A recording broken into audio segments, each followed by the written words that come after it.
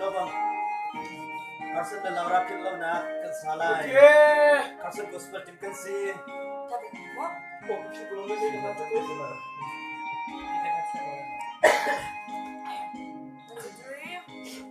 Sunday live Carson đi đâu đó sâu sắc sự cây chim rung vun quanh nó à chế chim lâu mô lâu ra vui nụ chu mê rem câu chim lâu à cha rong mong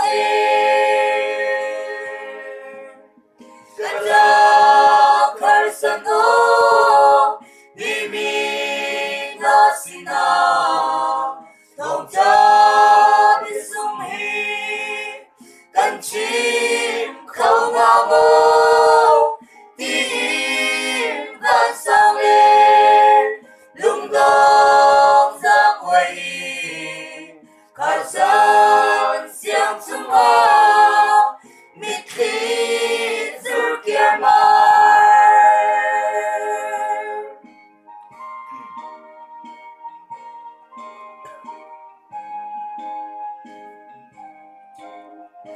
Kadot kanin ho Đập lên ti halo Na ba nụ ai Đi nghe ai chẳng lo Thái dinh ani treo Đô tê thân cha At lang tê câu lại Lao ra lung hê mê Kada Carson o Imi nasina Thong cha biết sung hi Cần chim không ngao mô Tim van sang lên Lung đông giang quay Carson xiang chung hoa Mít khi dư kia mai